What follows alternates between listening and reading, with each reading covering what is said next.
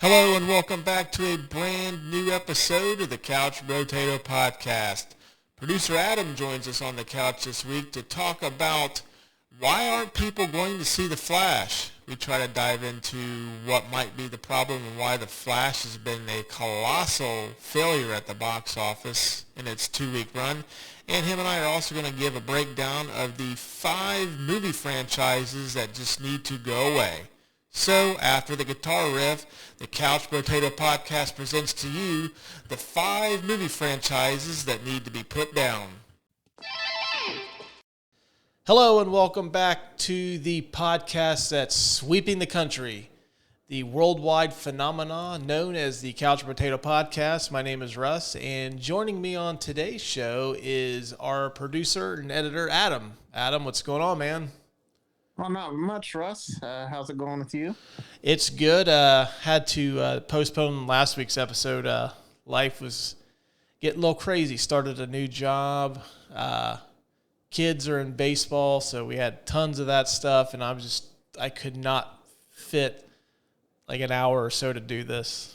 And it sucks. I hate postponing episodes, but yeah, life gets in the way. It does. Life finds a way, too.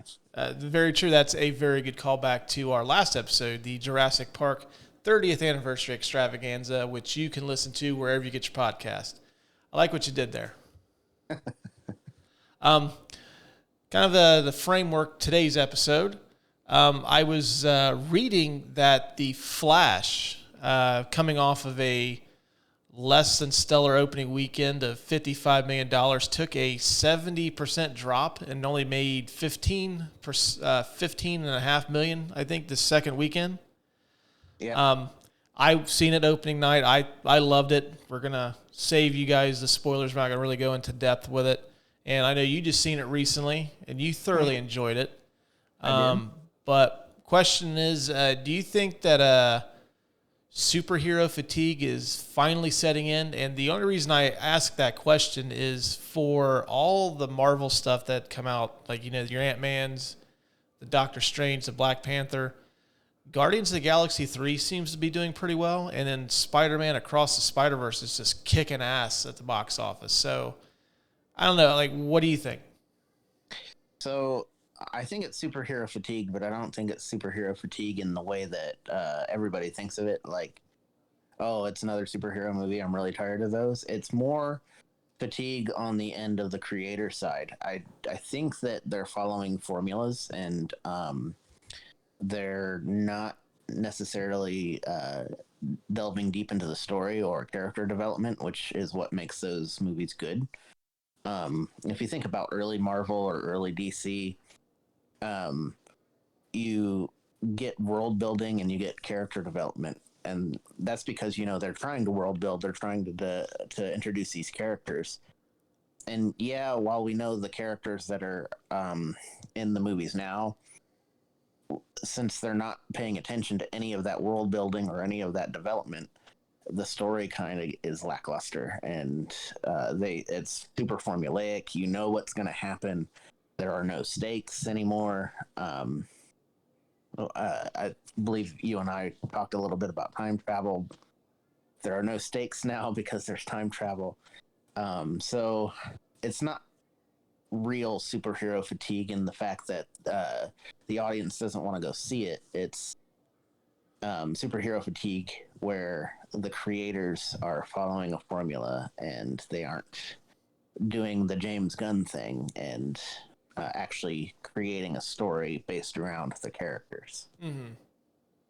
Well, what do you think happened with audiences in The Flash? I mean, I thought it looked cool. I mean, you and I discussed the trailer was phenomenal. It seems to be kind of, I wouldn't say that The Flash is one of DC's flagship characters, but I would say he's probably up there. I mean, he's a fairly recognizable character. You had the nostalgia factor with Batman, Michael Keaton's Batman at that coming back. I mean, do you think it might have been audiences have been there and done that with a multiverse movie with Spider-Man? Do you think it might have been Ezra Miller's legal troubles that kind of caused people to shy away? Do you think it just people were not interested in The Flash? I mean, what do you think? Probably perfect storm of all those things. DC's biggest hitters are Superman and Batman, and then you get the random good movie like Aquaman and Wonder Woman. But if you look at all of DC's movies recently, um, not all of them are great. Like the second Wonder Woman wasn't fantastic. The Shazam sequel kind of bombed. It's, I think, the fact that the Flash isn't one of the heavy hitters. Not everybody recognizes the Flash, because I think the only thing that we got before this and the Justice League and Ezra Miller Flash in particular is the TV show. And not everybody was on board with the TV show. I mean, there are a lot of people that are like cinema purists, and they won't watch the TV shows that come out because they know that particular character isn't going to be on the big screen. And then I think that Ezra Miller being involved in it kind of did something to it. Well, I know he didn't do a lot of press for it. I don't think he did any kind of press for it, really. I mean, he showed up for the premiere. Right. But that was about it. Well, I mean, he's a garbage human being, from what I read. So it didn't do the Flash any favors, even without him doing any press. I think the biggest draw for me, and I know it's probably the biggest draw for you, was Michael Keaton's Batman. And that's already a detriment to a Flash movie. It's like, I'm going to go see the Flash because Batman, and that's not a good way to start your cinema debut. So that probably did do it as well. Yeah, like I've always was a fan of the Flash. Like I would say in the DC universe, he's my favorite character outside of Batman. So I was kind of excited for the prospect of a Flash movie. But I'll be honest with you, the whole draw of me seeing this was Michael Keaton's return as Batman. And when you were bringing up people not really delving into the TV shows, you made a good point, and it made me think about it, that a lot of people kind of look at the Flash as like a TV character that they're trying to make a movie out of. Because they never really did that with Arrow or any of those other CW shows that like 9 people watched. Mm-hmm. And I think if they did use the same actors and the same characters, it would have been a little bit more cohesive, and the story would have been there for DC a little better. But even then, like you said, like some people just don't watch TV. So, which is a shame, because I actually am of the belief right now that TV is better than movies. Agreed. Yeah, which is an absolute shame. But yeah, I don't know. Like I think the Flash was good. I have really no beef with it, and I think if you get a chance to go see it, check it out. You might have been one of the lucky 1 million and some odd people that got to see the whole movie on Twitter over the weekend. Did you happen to read that story? I did not, but that's amazing. Somebody on Twitter, let me look it up here, get the username. He has since been, that account has been suspended, so you can't like hop on here after you listen to this to see the movie.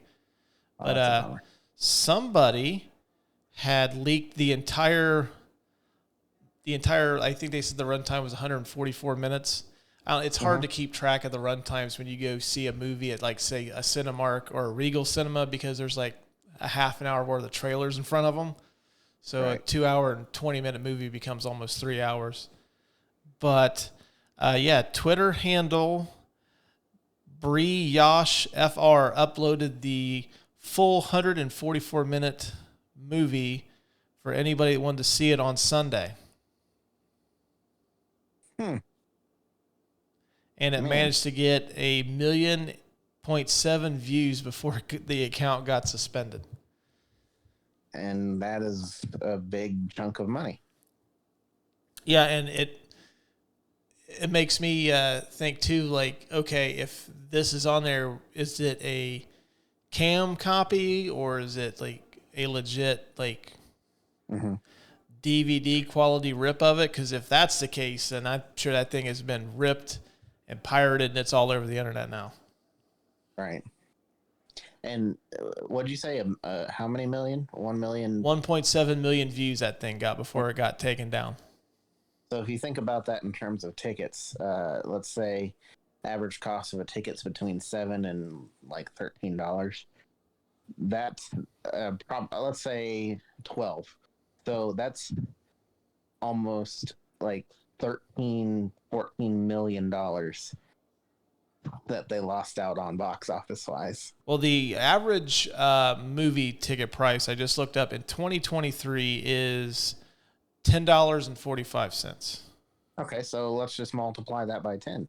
Yeah, it cost them $17 million. Yeah, $17 million. There you go. That's why you're the brains of this operation. I had to do it on a calculator. That's ridiculous. Mm-hmm. It's not saving them from their like 70% decline, but that does go to show you though that there is interest in the movie. It just people are not interested enough to see it in a movie theater. That's the thing, right? It's like when I'm not interested in something like a video game or a movie or something like that, I'm just gonna wait for it to stream, or I'm just gonna wait for it to get cheaper, and I'll just buy it. You know. Yeah, I've gotten into that mentality now. If it's something that I don't think is very pressing to go see in a movie theater, I'll just wait for it to hit one of the 10,000 streaming sites. Right. I just got a text from Lucas that Renfield is on Peacock. He was super stoked, which I've already seen it, but very good movie. If you haven't seen it, watch it on Peacock. It's been on there for close to a month now. Tried to watch it, just could not get into it. It gets really, really good, like especially towards the end. Well, that might be the problem. We started watching it at like 11 o'clock at night, and I think when we woke up, there might have been like the very end. So I've seen the first 35, 40 minutes of it, and then the last 5. Yeah. Okay. There you go. So I have to piece it together. But what I seen of it, I just couldn't get into it. Might have been the mood I was in. It's one of those cheesy action movies, kind of like Kick-Ass or something like that. Yeah. Good. Well, I'm sure before I'm willing to bet probably within the next 3 weeks, I'm sure The Flash will probably be on HBO Max. You know, I don't doubt it, especially if going at this rate. I remember when Shazam hit, I was kind of surprised. I was like, wow, I think that just came out on in 4K, and I don't know if they factored the physical sales into like any money making anymore, but they used to. I still don't think it's not enough. At least it won't be as big of it won't put as big of a dent into that deficit as it would have like 10 or 12 years ago. Yeah. Kind of bummed out, man. I know in our summer movie preview, The Flash was like my number one movie of the summer. And I mean, I still liked it. I got my money's worth, but I'm a little disappointed to see it fail. Yeah. I mean, it was really good. It was a fun movie. And I like I was saying before the podcast, it's really self-contained, and it doesn't. I don't think it does the same thing with Marvel and the multiverse. Like it keeps everything in a nice little bubble. So, well, with those comments being said, it made me think of this week's podcast topic, and I decided to pick your brain and ask you, what are the top 5 movie franchises that just need to be put out the pasture? The studios need to treat these franchises like Old Yeller and just put them out of their misery. Make them go away for a while because they've ran their course, and they just need to give audiences a break.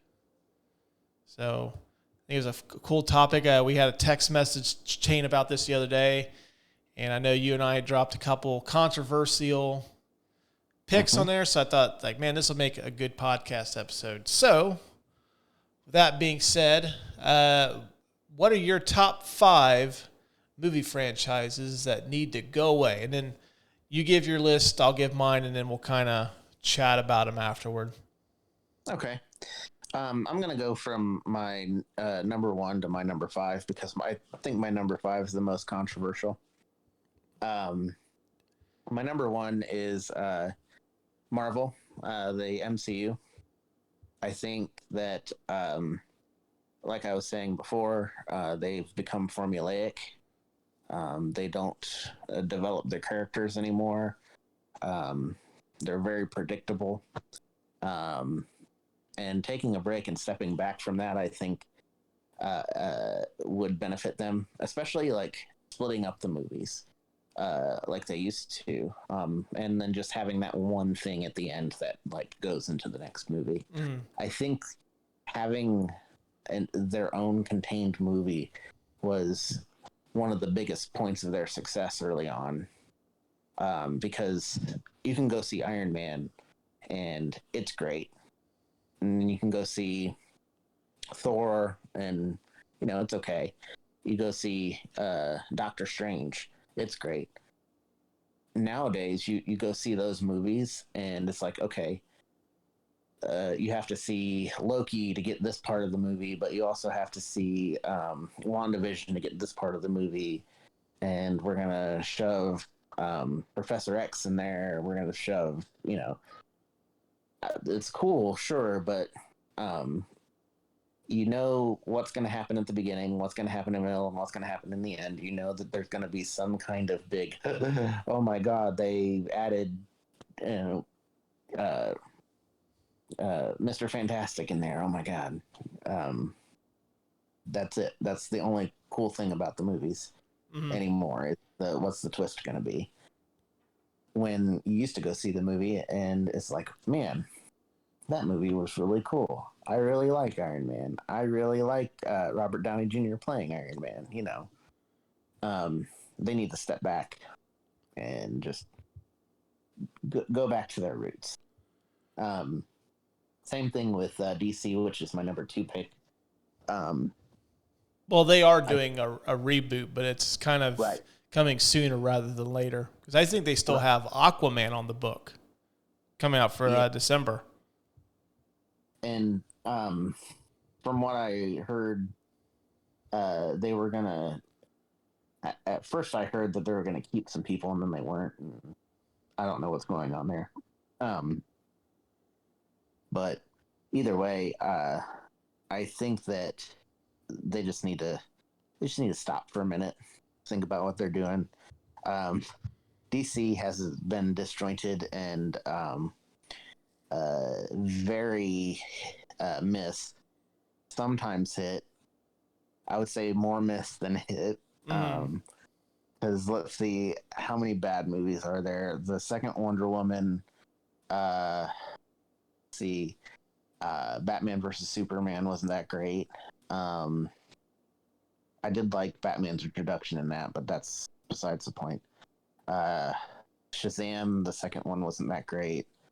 And the good ones were just okay. I think the best one was probably, I really like The Flash. I don't know where that lands, but like Wonder Woman was the best one. And that's kind of disappointing in a way. I mean, it was a great movie, don't get me wrong. It's just that that's really the only one that I can like pick out and say, hey, this is great. Aquaman was okay, but like even then, it's just okay. Shazam was the same way. Like Shazam was a good time, but it's all right. It wasn't 1989 Batman. No. Shazam, I've always found Shazam to be okay. Like, I thought it was kind of a charming little movie, but I didn't love it as much as other people did. And they also have Blue Beetle coming out in August, which I know former contributor, he's been on the show from time to time, Mark, is very high on this movie. I think it looks like a Shazam ripoff, so I probably will not go see this at all. Yeah, and I think that DC has gotten criticized for having dark and dreary movies. Um, man, Black Adam was really dark. Like it had bright scenes in it, but like the tone felt dark. There were definitely dark scenes in it. Like it was visually dark, kind of like watching Thor: The Dark World. When Marvel is known for being bright and colorful and like, you know, superhero like. Mm-hmm. DC is just gritty and not in a good way. So yeah, I think they just need to take a step back, get some creative criticism, maybe develop more characters than just Batman and Superman. Well, I think James Gunn's doing that with his. Yeah. Because I know we have the Superman Legacy movie, which they just announced the casting of that a couple hours before we recorded. Yeah. And then they've got a Batman Brave and the Bold, which they're introducing Robin into the DCU, which I don't think he's been in a movie since, I guess if you technically want to count Joseph Gordon-Levitt and The Dark Knight Rises. They alluded to him, but we haven't seen Robin since Batman and Robin, and what was that? Yeah. 90. Is that 98? Yeah. Yeah. Yeah. It was, and that one wasn't a great movie there. No, it was not. DC's been on the downward trend for quite a while. I have hopes for them, though. I think they have the right guy in charge. Yeah. Because I think if anybody can make that universe work, it will be him. And that's one of the things is like Guardians of the Galaxy, the third one, in a sea of formulaic, predictable, blah Marvel movies, his movie stands out. And I think it's because of the storytelling that he's good at and the character development he's good at. He builds a story around the people that are in it versus, okay, we're going to get from point A to point B, and this is how we're going to get there, and then it's going to fit into this whole universe. Mm-hmm. You don't really get that with Guardians. It doesn't matter. Like, yeah, it fits. It fits in the universe, sure, but that's not the main point of the movie. Whereas I feel like that's the main point of all the other movies now. And it's kind of refreshing to see. Yeah, big Guardians 3 fan. Maybe down the road we'll do our best trilogy movies, and I don't know, Guardians might make that list. I don't know yet. Still too way early to tell, but I got a couple of trilogies that. Well, we'll save it for that episode, right? Which may or may not happen sooner rather than later. Let's see, DC. Third is going to be Star Wars. Damn, you're bringing out basically all the all the heavy hitters. Yeah, and people might think that I'm wrong. Sure, why not? I know Mark probably will, because his catchphrase is more Star Wars is better than no Star Wars. But no, that's not true. Sorry, Mark. More Star Wars means more chances of having bad Star Wars, and it's just Disney milking the money cow, and the money cow has run dry.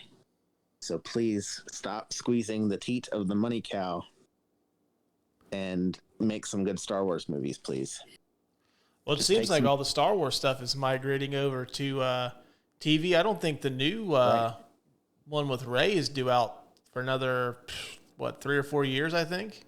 And there's a lot of blowback from the last trilogy. So I think that's, and Kathleen Kennedy, like, finally realizing that old characters shoehorned into new stuff isn't the way to go. Mm-hmm. Like, she finally saw the light, and she's like, oh my God, that's not the way to do things. People like new stories and new characters. Who would have thought? Well, they can't really bring back any of the old characters anyways. They fucking killed all of them off. Yeah. Which is okay with me. I mean, I didn't mind it. I mean, I will say that one of the best moments of the whole series, which we have rehashed on the Star Wars episode that you can find wherever you get your podcast. Second time you've given me an opportunity to plug. I dig it. But when Han and Chewie get to the Falcon and The Force Awakens, that was an awesome. Yes, very awesome. But outside of that, like none of the bringing back of the old characters really, none of them did much for me.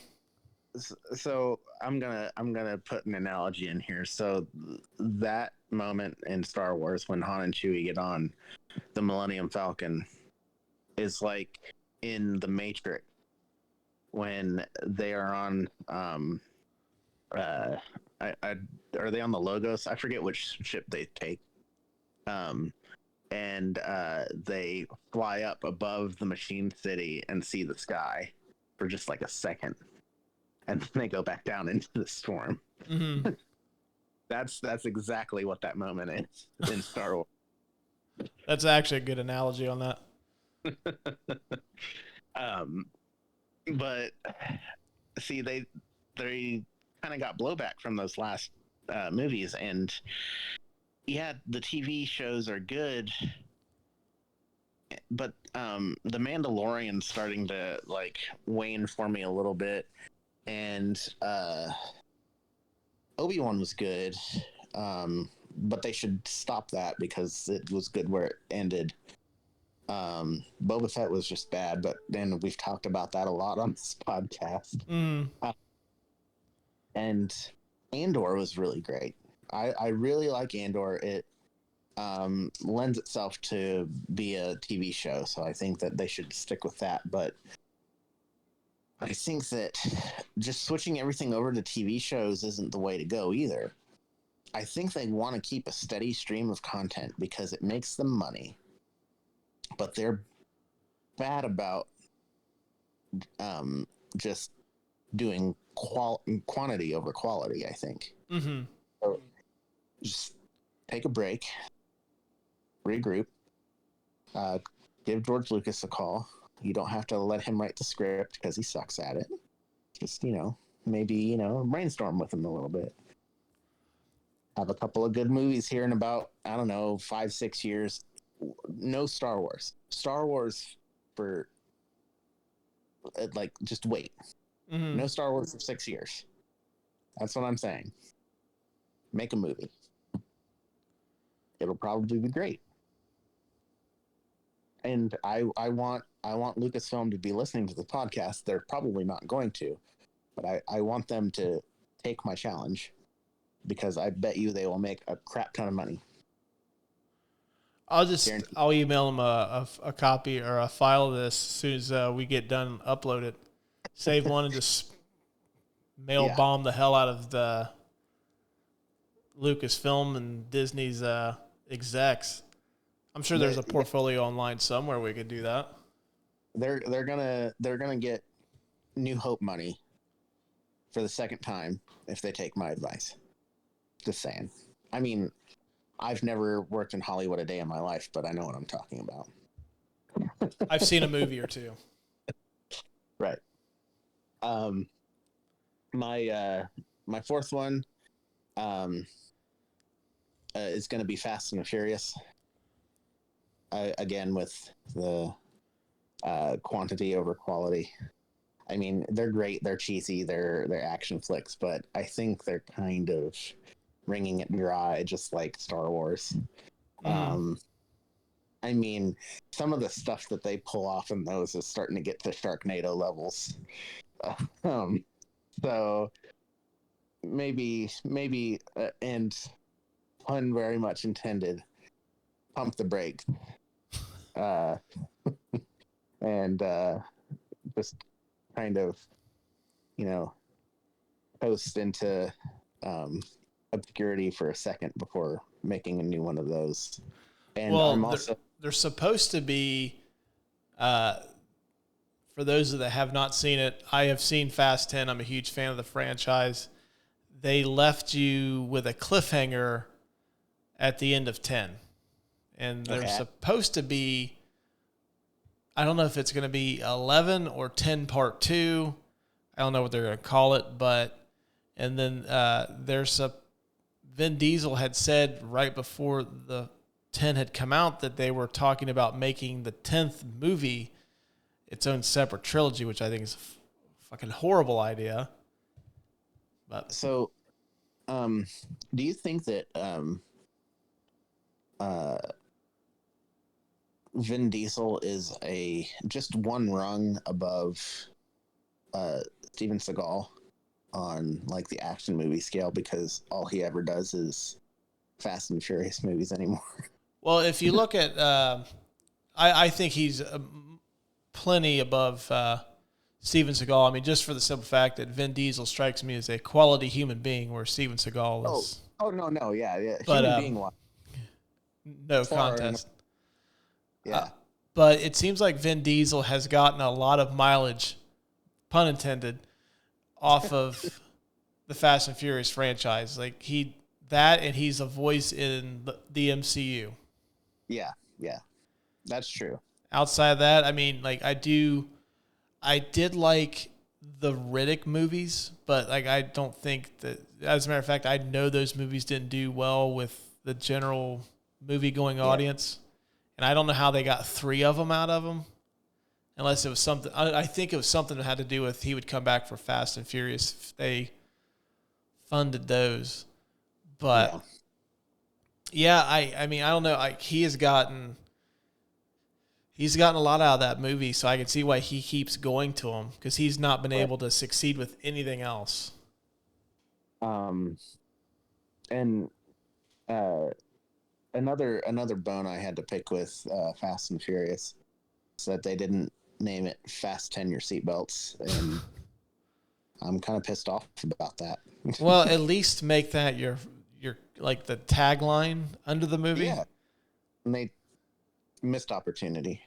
See, Hollywood just needs to hire me. I can make them tons of money. Hey, man, I would have. Maybe they're saving it for the second part of Fast 10. If they do, I am going to. I will see that movie twice if they do it. All right, what's your last one? Because I think we've gotten 4. What's your last one? Yeah, my last one is going to be the most controversial, and it's going to be John Wick. Yeah, lay it. Like you told me about this. I want you to tell people your thoughts on why they should stop making John Wick. Okay, so all of my previous lists, they've milked the cow dry. John Wick, they haven't yet. 1 was good. 2 is even better, I think. Okay, maybe on the same level. I think 2's better than 1. 3 was okay. It was all right. It was good, though. It was really good. 4 was excellent. And it was wait a minute. Back up real quick. You've come around on that. Because I remember coming out of the theater, me, you, and Lucas went and seen it, and you guys... Yeah. It wasn't as good as the beginning. It is the weakest of the whole saga. However, it was solid because it was a fast, like 3-hour some movie. Its pacing was pretty good. It kind of was slow at the beginning, but its pacing picked up. And the only thing that I didn't like about the end was like the stairs that never ended. That was just frustrating to watch. Like, I felt like I needed to get up those stairs. Like, God damn it, why can't I just get up these stairs? That was my favorite point in the movie. I love that. But yeah, no, I enjoyed it, and so why I want it to end is, and I know you haven't seen the Stranger Things, but I want that to end too, because it was good. You just stop right now before it gets bad. We don't need any more. We can look on it fondly, like the original trilogy of Star Wars, and then we don't need any more after that. So that's my reasoning for it. It's because it's already good. It ended really well in the 4th movie. It's just like Indiana Jones. The 3rd one. They rode off into the sunset together. It's a perfect ending. Just leave it there, but they did not. And so that is why John Wick needs to just take a break. It's over. It's fine. We're good with how it ended. Just don't do it anymore. Yeah, well, they may be stopping that franchise. I don't know. They are doing a spinoff, the Continental TV show, which I'm kind of curious about. My biggest thing about where I disagree with John Wick is the fact that I think that there's a a whole world that could be told around the whole mythology around the Continental and this den of this society of assassins. It could be completely standalone. And I forgot they are also doing a spin-off movie with Ana de Armas called Ballerina. Yeah, it's coming out. I think Keanu Reeves is supposed to be in that as well. Yeah. At least. I hear what you're saying. I agree with you completely. There's a whole world to explore and stuff they could do. But may I remind you of the sequel trilogy to Star Wars?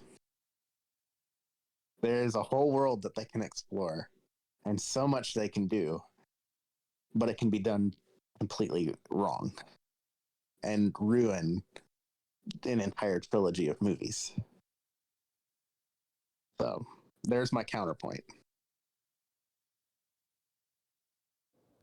Well, yeah, like my thing is Hollywood can't stop when they've got a good thing. They can't stop just to leave it on like a high note. They have to, like, okay, people went and seen this, made a bunch of money. We got to keep going. That's like the Hollywood way. So that's why I don't think that they will stop, even if, because I agree, there's been tons of movies that they've continued to milk dry that they should have, Indiana Jones may or may not be on my list when I get to it. They ended that one perfectly and they just kept going. But I think that has a lot to do with the theory that I'll bring up here in a minute. But I don't see them stop making John Wick movies until the quality starts to go down. But John Wick was also one of those movies that had no right to be as good as it was. True. Yeah. It was one of those. It's one of those rare instances where something new ends up being a smash hit, and not necessarily like a huge Star Wars blockbuster like paradigm shift, but big enough to where it's like, oh wow, and people take notice, and it's its own entity now. Well, I think like a lot of people, like including myself, I never went and seen John Wick in theaters. I discovered it on home media, like on HBO or wherever it streamed, like well after it had come out in theaters. Yeah, I think that sleeper hits like that too are pretty cool in and of themselves as well. I was going to ask you a question, and I was going to ask you before we got to your list. Are there any movie franchises or sagas that you can think of that end on a good movie, where it's the sequels are good and they just stopped when it needed to stop? I tell you what, we'll table that one for the last question of the show because I have to think about that one. Okay. My list, number one is the Fast franchise. As I've said, I'm a huge fan of that series. I have always likened the Fast and Furious movies they remind me a lot of the cartoons that I watched as a kid. Just these off the wall, like wild fucking shit happening. Would never happen in real life type of cartoons like G.I. Joe and Transformers, things like that. I was going to say Pit Stop, but yeah. He's here all day, folks. But I think they should have ended that series with 7. I think Paul Walker, after his death, and then his character rides off into the sunset to never be seen again, and then I think they wrapped everything up in a nice little bow. I think they should have ended it there. I mean, I see why they didn't, because that movie made I think it was like $1.5 billion worldwide. So yeah, the minute that movie was making money like that, there's no way they weren't coming back, even if it didn't have Paul Walker. But yeah, as I've watched those, I've went and seen every single one in theaters, and they seem to be losing momentum. Not only just in terms of quality, but at the box office. I just seen Fast 10 was on digital already. Oh, really? Yeah, a few weeks after it came out in theaters, and I think this one is sitting at like 147, which I know Fast 9 didn't do the numbers as they weren't doing like Fast 6, 7, those type of numbers, but kind of had the pandemic to blame for that a little bit. But now everybody's back in the movie theater, so there really wasn't any excuse why this one shouldn't have done better, but it just didn't. And I think after this, they should just. I personally don't want to see a reboot of the Fast and Furious franchise. I don't think those characters work with anybody else besides Vin Diesel and Paul Walker. And I think that's what's been missing from them is Paul Walker and Vin Diesel had this dynamic that they just have never been able to recapture with anybody else. Yeah. I mean, as corny as it is and those movies are, those two are a great movie team. Yeah. And they just haven't been able to recapture that. So let's just, Universal, just pump the brakes, because these are starting to, just in terms of returns, you're almost getting into direct-to-DVD territory. And plus, they're super expensive. I've seen this newest one was like $300 million to make, which is fucking insane. When you got cars swinging on vines, you have to invest in those visual effects. Mm-hmm. My number 2 is the Transformers. I've never been a big fan of this franchise. I don't know, just between not really being able to differentiate the Autobots and the Decepticons outside of Optimus Prime and Bumblebee, they all look kind of the same. It was just a way to blow shit up and make a bunch of noise, and for some reason people were flocking to those movies like it was their job for years, and then they stopped. Then they came out with Bumblebee, which actually Bumblebee is my favorite of the whole franchise. Bumblebee's really good. The first one and Bumblebee. After that, it doesn't really matter. Just yeah. And now they have this new one, with the Beast Wars. Yeah. What was that one called? Rise of the Beasts or something like that. Trailer just never really caught my attention. It's like, okay, cool. This looks like you're going back to what you had done prior to Bumblebee. Yeah. It's like, okay, but now instead of like cars and airplanes and like modern technology, they're animals now. Yeah, I didn't mind the Beast Wars cartoon in the 90s, but I don't think like those cartoons were made to sell toys, and it doesn't work for cinema that way. I did not realize it until I was just reading about the movie, that the Beast Wars cartoon was incredibly popular when it came out. By that time, I had kind of outgrown watching cartoons and I was on the other things. But yeah, I read that Beast Wars was ultra popular, like almost as popular as the original Transformers toy line. I was an avid watcher. Let me tell you right now, I probably have at least 10 VHS tapes in my basement of the Beast Wars. Yeah. Oh wow. Yeah, it was one of my favorites. I had the toys, and yeah, it was like Transformers all over again. Mm-hmm. It's like, okay, I need to buy all these toys all over again, and that was their point, right? Is to get the kids to buy the toys all over again. So. Yeah, well, I didn't understand why they didn't go to that well sooner. Right. Because this is the 7th movie in that franchise. Yeah, and maybe I'm not paying attention to the toy aisles that much, but have you noticed any movie-themed Transformers toys? I've seen like the old ones, like the regular, like Optimus Prime, and you can fold down the hood of the truck, and there's his head. But I haven't seen any like movie themed ones at all. They don't merchandise on the movie; they merchandise on the old TV show stuff. I don't frequent the toy aisles as much anymore. Being the father of a 12-year-old, he's not really into toys anymore, and my 4-year-old's still into toys, but the last thing she's looking for is fucking Transformers toys. That's one of my biggest beefs with Transformers too. Is like the movies, they just turn into shards of metal and like transform into whatever it is. Like you can't tell how they transform. Like in the TV show, you saw them fold into whatever it was that they were, and it, like, I don't understand why they had to do it that way for the movies. It doesn't. I mean, it doesn't look any cooler.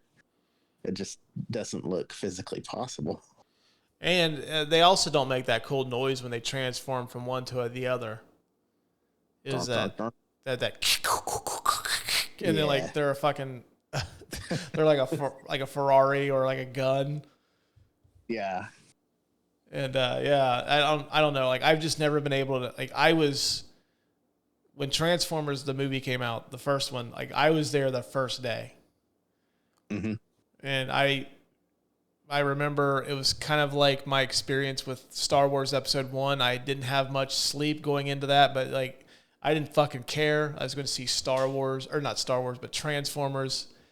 See like one of my favorite toy lines as a kid on the big screen, and I just kind of like I remember I went with a bunch of friends. And I just kind of looked at them like, "What the hell did we just watch?" Yeah.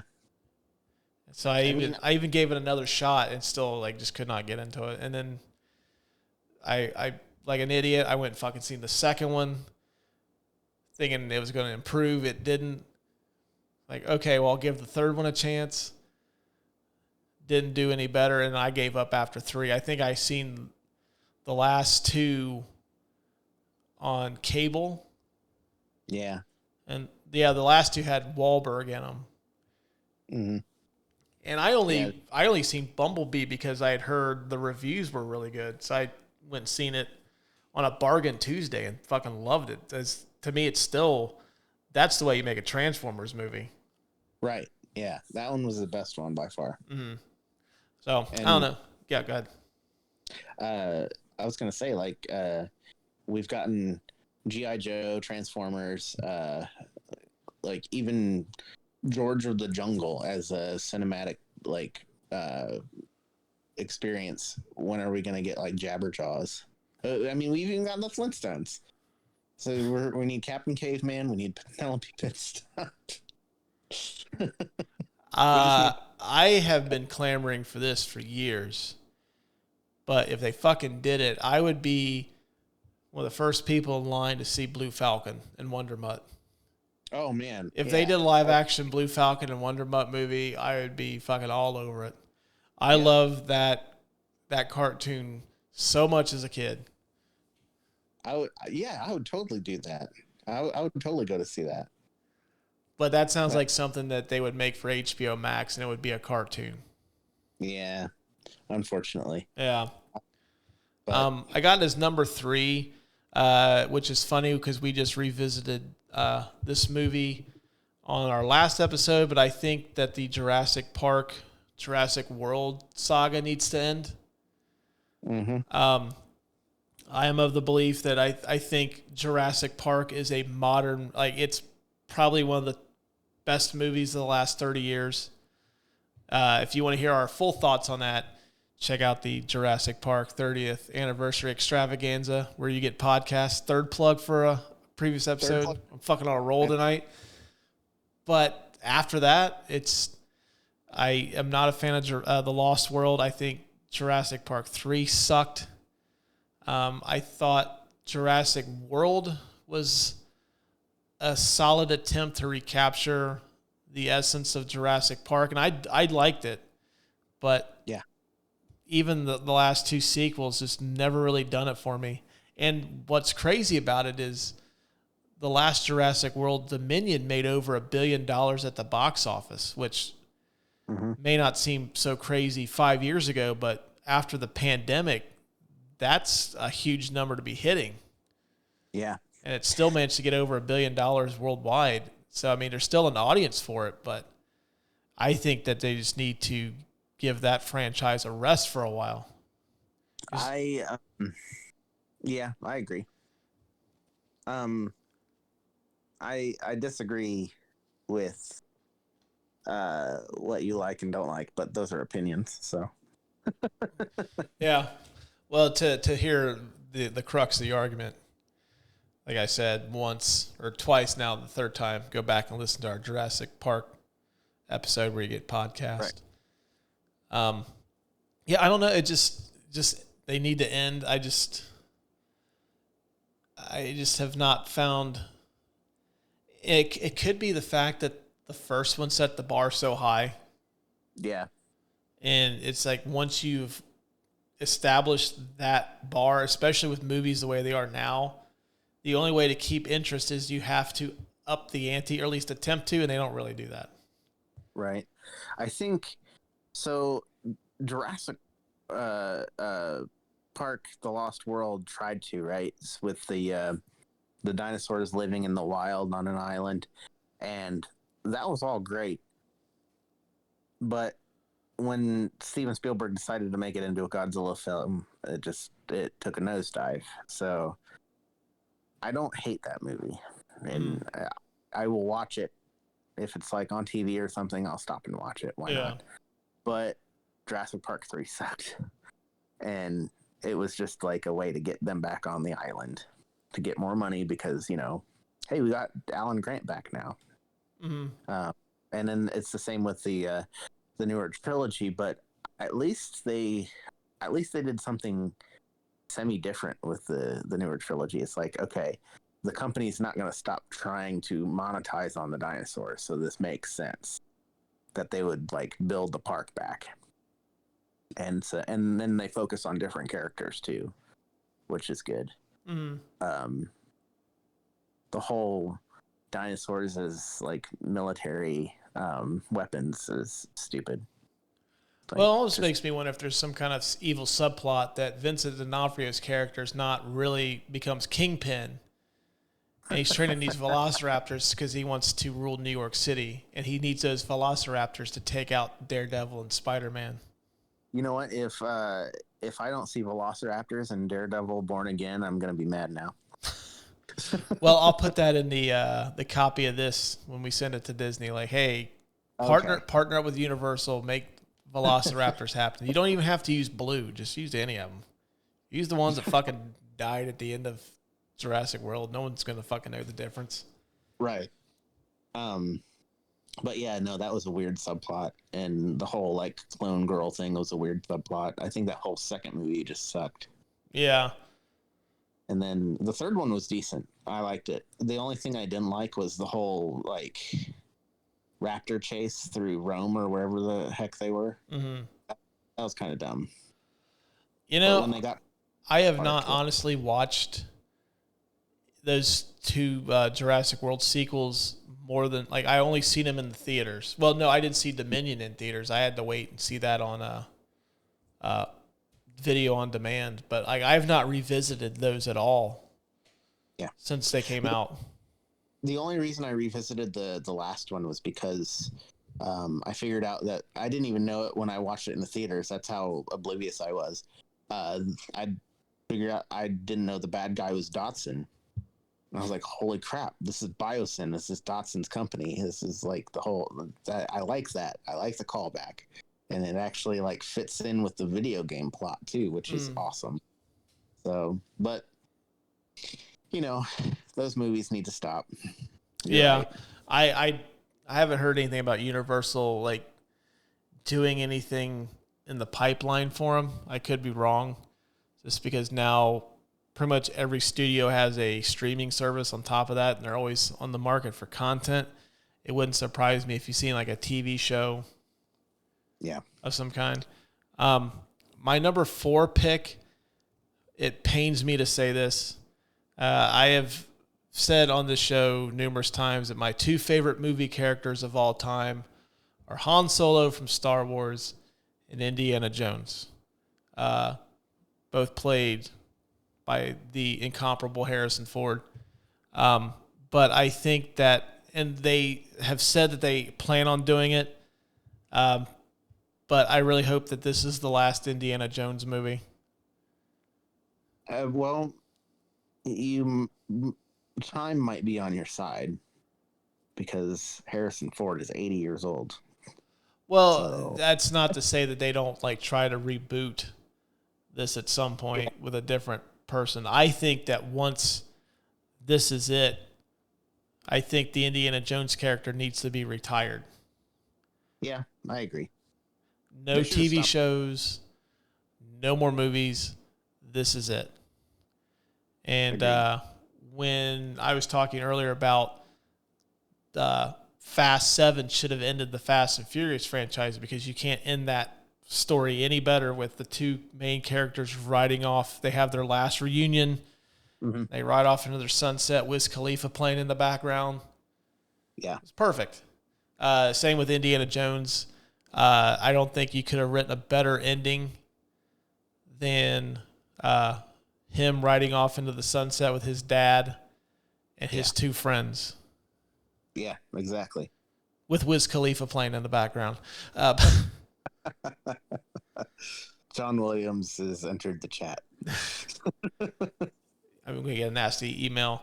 But I think that with franchises, like especially these iconic movie franchises from the 80s, I think a lot of the actors that were big, and it seems like everyone has done it. Schwarzenegger did it with Terminator. Stallone has done it with Rambo and Rocky, and I think Stallone is to blame because it kind of reinvigorated the Rocky franchise with Creed. Yeah. And I think Harrison Ford's seen that. He's revisited his two most popular characters in Han Solo and Indiana Jones and Star Wars and Indy, respectively. Are we going to get a short round spinoff series? Hey, like I said, like once this is it, like just be done with it. I don't fucking care about Sala after this. Like wrap his story up. If Short Round makes an appearance in this one, cool. If Willie makes an appearance in this one, cool. After the Dial of Destiny, I don't fucking want to hear from these people again. I agree wholeheartedly. I also agree they should have ended after 3. And I think we're going to get our wish that it's going to end just because, you know, Harrison Ford's getting up there. And he's a terrible pilot and he's still flying. Yeah. But I do hope to grow, like how Harrison Ford is in real life at his age is how I hope to be when I get to be that age. Yeah. Just like he's just a fucking grumpy ass old man that people still adore. That's kind of the vibe that I want to go for. He has literally been grumpy since Star Wars. Like, I don't understand. He smokes weed and he's still fucking angry and just pissy all the time.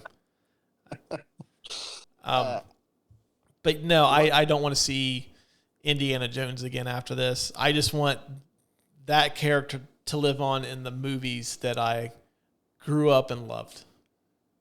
So, like that being said, I think that instead of milking these franchises dry, another good avenue that Hollywood could take is like, so for instance, Jurassic Park. The premise is humans and dinosaurs, right? And they're, you know, dinosaurs eating people. You get a think tank together and you're like, okay, dinosaurs eating people. Let's come up with another story that's not Jurassic Park where dinosaurs eat people. Let's come up with a different setting. It's not going to be on an island anymore. It's not going to be on with a theme park. What's the setting going to be? Well, didn't they try that with that Adam Driver movie 65 and it tanked? Oh, yeah, maybe. Yeah, I think it had something to do with dinosaurs. I don't know. I seen that trailer for the movie and was just like, Yeah. I'll hit it when I'll catch that one on Peacock or HBO Max or whatever fucking streaming service it goes to. One of my buddies was actually reading a sci-fi book where it happens in the future. It's like this, futuristic Earth, kind of like Star Trek, but no Enterprise. But they had like genetic engineering, like perfected, and they genetically engineered dinosaurs to be small, to where they could keep them as pets, like dogs or cats. Mm-hmm. And it goes awry. Like, that sounds cool. Let's do that. Like, um, or even Indiana Jones. Take Indiana Jones for instance. You need a really tough American guy that kicks a whole bunch of Nazis' asses, right? So do a Wolfenstein movie adaptation. Like, that would be cool. I'd watch that. I think they kind of did a Wolfenstein adaptation with Overlord. Oh, yeah, maybe. Which, have you seen that movie? No. That movie fucking rocks. Definitely check it out. It has Kurt Russell's son Wyatt in it, and it's fucking awesome. But yeah, I mean, you just need to find a different movie and a different story with different characters that fits the niche, fits the overall. I do miss the days of Hollywood where they would just take like an idea and then like there'd be 3 or 4 different movies with just that same premise, but just a bit of a twist. Yeah. I know that DreamWorks and Disney did the same thing a lot, like with Bug's Life and Ants, but I think that was like on purpose. Mm-hmm. Well, that's pretty much the premise of like every 80s action movie. It seemed like it was just like the lone hero in a different situation. Yeah, I think that's kind of like the peak of that kind of movie making too. Yeah, that's my favorite that's my favorite movie is the 80s action flick. Yeah. And I mean, you kind of got that same sort of thing with sci-fi movies too, with like Star Wars, Star Trek, the sort of like space operas. But yeah, they don't do that much anymore. They just milk the same things over and over again. It's an IP driven business, and it kind of is why I think TV's better, because it seems like all the original ideas are going to television now. Yeah, that's the thing, is there's no original ideas anymore, and why we're doing this podcast. Mm-hmm. Yeah. My last pick may be a touch on the controversial side as well. Maybe not as hot of a take as John Wick, but I would say the 5th franchise that needs to go away for a while is the Harry Potter franchise. Okay. I am not as big of a fan of the Harry Potter movies as most. I know I totally understand why people love them. It's wizards and fucking owls and Horcruxes and 3 kids, and there's a guy with it, like, looks like he has no nose. Fucking get it. I understand why people like them. I thought the movies were enjoyable too. But should have stopped with that. This was that the Deathly Hallows Part 2. Yeah. Should have ended with that one. I know they did the Fantastic Beasts movies. Mm-hmm. And I seen 2 of them because I'm married to a Harry Potter fanatic. She's probably going to say something to me when she listens to this episode. Maybe divorce me, I don't know yet. But I just did not care for those movies at all. I don't care to really know about Dumbledore's backstory. I don't care about I don't know who's the main character in those. Newt Scamander, although you wouldn't know it because they focus too much on Dumbledore. Yeah. And see, like, Scamander sounds like a G.I. Joe character. Those movies never really struck me as they seem to be cash grabs, because weren't those books written after the Harry Potter movies had ended? Like, she had already done, like, her run of the novels, and she wrote these later on. And it wasn't really a book per se. It was she originally wrote the Fantastic Beasts and Where to Find Them as a a charity thing. I forget what charity she wrote it for, but it was basically just a textbook where they had Harry, Ron, and Hermione write in margins, and had Fantastic Beasts and where to find them. It was literally a textbook, and then they wrote it. They wrote it out a little bit more later on after the movies, I think, maybe before the movies, but it's still like it's a textbook, and they made it into a movie with Dumbledore and Grindelwald. Like, yeah, it's a cash grab. Yeah, it's exactly what it is. I did not find any of those movies any good. I never even bothered to watch the last one that just came out. I don't even think my wife did, which kind of surprises me too. And I just read right before you and I got together to record this that HBO Max is going to adapt each one of the books as they're adapting Harry Potter as a television show, and each season is going to focus on one of the books. So season 1 will be the Sorcerer's Stone, and then so on until you get to the Deathly Hallows. I wouldn't have minded that to begin with, but I mean, we got the movies instead. I'm gonna be one of those people. I'm gonna be one of those pretentious people that everybody hates. The books are so much better than the movies.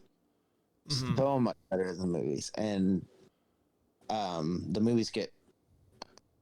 Some of them are okay, I guess, later on, but like the Deathly Hallows part 1 and 2 aren't bad, but they get worse and worse as they go along. I know that one of my buddies says 1 and 2 are the worst movies that he's seen. 1 and 2 are the best ones because they follow the book, and the book is great. And then the Fantastic Beasts and Where to Find Them, like, you can definitely tell they're a cash grab. And then they had that whole controversy with Johnny Depp and having to replace him. Of course, now we find out too that J.K. Rowling's not a nice person either.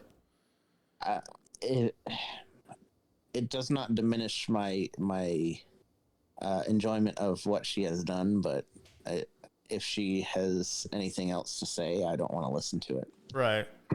What the television show says to me is like, okay, these spin-off movies are not working, so let's go back to the well to what works, and we're just going to do it in a different way.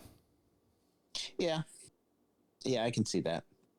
I think that's one of the franchises where J.K. Rowling even like just said something to stay relevant, right? Like when the movies were like coming out, and I don't think the last one had come out yet, but like somebody was like, "Oh yeah, Dumbledore is gay for Harry," and then J.K. Rowling's just like, "Yep, he's gay." Like, that's not inclusivity is a great thing. Yeah, let's do that. But J.K. Rowling's being one of those people that's just trying to stay relevant, and she's trying to stay hip with the kids. So yeah, let's make one of our characters gay because that's what we do to stay relevant. And now she's not a fan of that community at all. Right? No, yeah, and we can see how much she's just saying these things to stay relevant. But yeah, I think that with Harry Potter, just let it be. I mean, I'm sure that Warner Brothers has tons of properties that they could they could try again. Yeah. But yeah, Harry Potter, just leave it alone. There's some that I thought about putting on here. Like I thought about the Alien franchise at one point but they haven't put out a movie in a while. Terminator had also crossed my mind, but I wasn't trying to get into that whole thing to try to dissect that fucking timeline. That's probably why I'll never do another. Like if I do another Terminator movie on here, it'll only be the first one because I'm not giving myself that fucking headache. So that's my top 5. Now go ahead. I did have one honorable mention of my own, Lord of the Rings, but it was I still would like to see some of Lord of the Rings things. It's just that the Hobbit movies weren't great, and the TV show is meh. So, yeah. Yeah, that's a good one too. Although I have not seen the television show, and the Hobbit movies were not that good, but I couldn't judge it because I haven't seen if the television show's any good or not. It's there. Out of all the TV shows that I've seen, it's one of them. Mm-hmm. Fair enough. It's there. It's there on It's on Amazon Prime. Yeah. Now you mentioned through the episode a trilogy or a movie series that ended on a high note, or how it should have ended. Right. Okay. Right. And they haven't gone back to visit again. Oh, I've got the perfect answer for you on that one. It is Back to the Future. Oh my God, I was gonna say that. Yes, I'm so glad that you said that. Yeah. It's just me, just like. I will stand on that hill and I will die on that hill that if there is one movie that should never, ever, ever be remade, it's Back to the Future. And I think that trilogy ended perfectly. They made 3 movies. And they answer all the questions that you had, like in 2. Like, okay, what would happen if they went into the future? What would happen? They answered that. And then the third one is them trying to fix what happened and try to get Doc Brown back. And then Doc gets his happy ending. Marty gets his happy ending. And all 3 of those movies are fucking great. Yep. The third one is my least favorite, but it's still like really solid. I would watch it if it's on movie. So. Oh yeah, I was in the camp for a while that I liked 3 better than 2. Although in recent years I've really warmed up to 2. I fucking love 2 so much. Yeah. And but yeah, like that. I was going to say the Dark Knight trilogy, but the Dark Knight Rises has some problems. Still a good movie, but it has some problems. If you want to count that, I mean, you could count that as like the DC universe too.